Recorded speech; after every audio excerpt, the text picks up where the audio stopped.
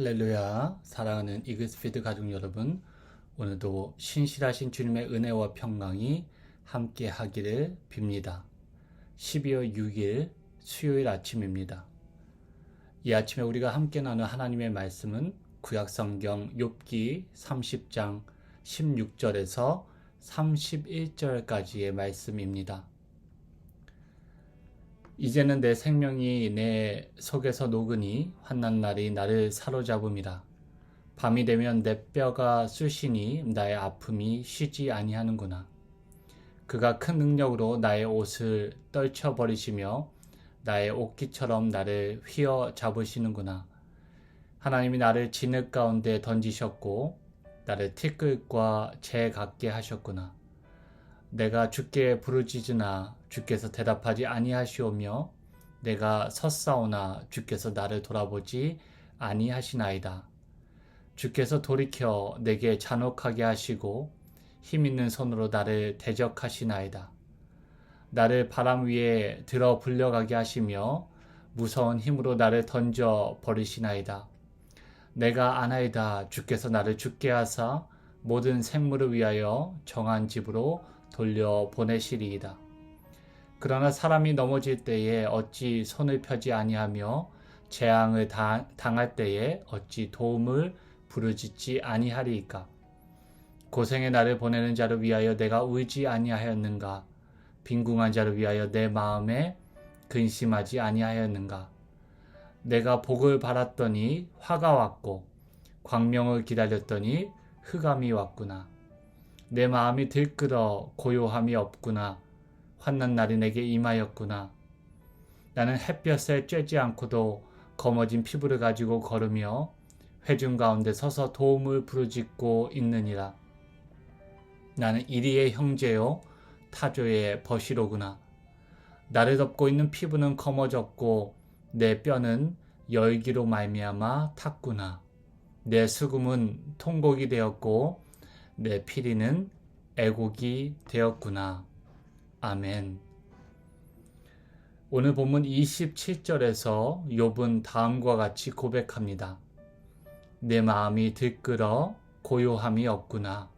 환난 날이 내게 임하였구나. 현대 독자들의 이해를 돕고자 쉬운 현대어로 번역한 새 번역은 27절을 다음과 같이 번역하고 있습니다. 근심과 고통으로 마음이 갈기갈기 찢어지고 하루도 고통스럽지 않은 날이 없이 지금까지 살아왔다. 현재 욥의 처지가 어떠한지 잘 보여주는 욥의 탄식이라고 볼 수 있습니다. 욥의 마음에는 깊은 고뇌와 슬픔이 끊이지 않고 그의 온몸은 악창으로 쉴 새 없는 고통이 그에게 찾아와 그의 하루는 마치 천년과 같은 지경에 이르렀다는 것을 알 수 있습니다. 고난은 영혼을 높은 차원으로 인도하는 사다리가 되기도 합니다. 분명 고난에 그런 가치가 있습니다. 또 고난이 참된 신앙인이 되어가는 과정에 꼭 반드시 필요한 과정이 됩니다. 하지만 꼭 고난과 고통 그 자체가 신실한 신앙과 깊은 심정의 소유를 보증하는 것은 아닙니다. 깊은 바다의 파도와 같이 고통과 고난이 나를 잠식시키기도 하고 밑바닥에서 내 영혼의 숨을 거두어 가기도 합니다. 고통은 나뿐만 아니죠. 나의 가족, 내 주변의 사람들에게도 참기 힘든 고난과 고통을 안겨줄 때가 있습니다. 우리에게 잘 알려진 영국의 작가인 C.S. 루이스는 아내 조이 그레샴이 난치성 암 진단을 받고 또 병세가 악화되고 완화되는 것을 반복하다가 끝내 그와의 3년간의 결혼 생활을 뒤로 하고 병으로 사망하고 말았습니다. 그녀의 죽음을 목격하고 또 경험한 그는 자신의 책 헤아려 본 고통이라는 책에서 아내의 상실로 인한 슬픔을 다음과 같이 기록하고 있습니다. 슬픔이 마치 두려운 것과도 같은 느낌이라고 아무도 내게 말해주지 않았다. 무섭지는 않으나 그 감정은 무서울 때와 흡사하다. 똑같이 속이 울렁거리고 안절부절 못하며 입이 벌어진다. 나는 연신 침을 삼킨다. C.S. 루이스가 그의 책에서 말하고자 하는 한 가지 중요한 사실이 있는데 그것은 바로 상실로 인한 슬픔과 비통함 같은 정신적 고통이 육체적 고통과 그 성격은 다르지만 절대 그것에 비해 덜 고통스럽지는 않다는 것입니다. C.S. 루이스는 마음의 고뇌와 육신의 고통을 다음과 같이 비유해서 설명합니다. 슬픔이란 빙빙 도는 폭격기와 같아서 한번 원을 그릴 때마다 폭탄을 떨어뜨린다. 설명을 덧붙이자면 마음속에서 생겨나는 슬픔이란 예측할 수 없다는 것입니다. 지속적이지는 않지만 예기치 못하는 순간 찾아오는 폭격기의 폭탄과도 같이 나를 위협한다는 것입니다. 그는 다음으로 육체적 고통을 다음에 비유합니다. C.S. 루이스는 다음과 같이 기록합니다. 그에 비해 육신의 고통이란 1차 세계대전 당시 참호에 퍼부어대던 끊임없는 연발 포화와 같아서 한순간도 쉼없이 몇 시간이고 계속되는 것이다. 고통은 그렇게 종종 몸 위에 그대로 머물러 있다. 오늘 본문 16절에서 욥은 느닷없이 찾아오는 고난과 환난으로 인하여 마음이 녹는 두려움에 사로잡혔다고 말합니다. 그리고 17절에서는 밤이 되면 내 뼈가 쑤시니 나의 아픔이 쉬지 아니하고 라고 기록하며 그의 몸에 고통이 그대로 머물러 있다고 기록하고 있습니다. 이런 마음의 슬픔과 육체의 고통이 계속되자 욥은 하나님께 탄식하게 됩니다. 주께서 돌이켜 내게 잔혹하게 하시고 힘있는 손으로 나를 대적하시나이다. 그리고 자신의 탄식 앞에서 침묵하시는 하나님으로 인해 욥은 2중의 아니 3중의 고난으로 어려워합니다. 20절 말씀입니다. 내가 주께 부르짖으나 주께서 대답하지 아니하시오며 내가 섰사오나 주께서 나를 돌아보지 아니하시나이다. 말할 수 없는 절망감에 하나님을 찾는 욥에게 마치 하나님은 자신의 면전에서 쾅 하고 문을 닫아버리고 침묵하시는 것 같아 더욱 견디기 힘들다고 고백하고 있는 것입니다. 사실 성도들에게 고통의 문제는 단지 고통의 문제에서 끝나지 않습니다. 고통은 인간 실존의 문제이며 성도에게 동시에 그것을 넘어선 하나님에 대한 문제를 불러 일으킵니다. 하나님 왜 내게? 하나님 이 고통 가운데 어디 계십니까? 하나님은 나를 외면하시고 계십니까?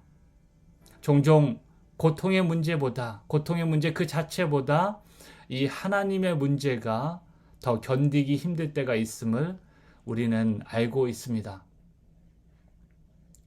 우리에게 잘 알려진 이야기이지요. 하와이의 몰로카이 섬에는 나환자들이 수용되어 있었는데 그들을 돌볼 의사와 성직자가 없었습니다. 그래서 다미안 신부는 1873년 하와이의 몰로카이 섬 나환자 수용소에 자원하여 그곳에서 12년을 수용소의 환자들을 섬겼습니다. 다미안 신부의 가장 큰 고민은 나환자들의 마음을 어떻게 건강한 사람으로서 공감할 수 있을까였습니다.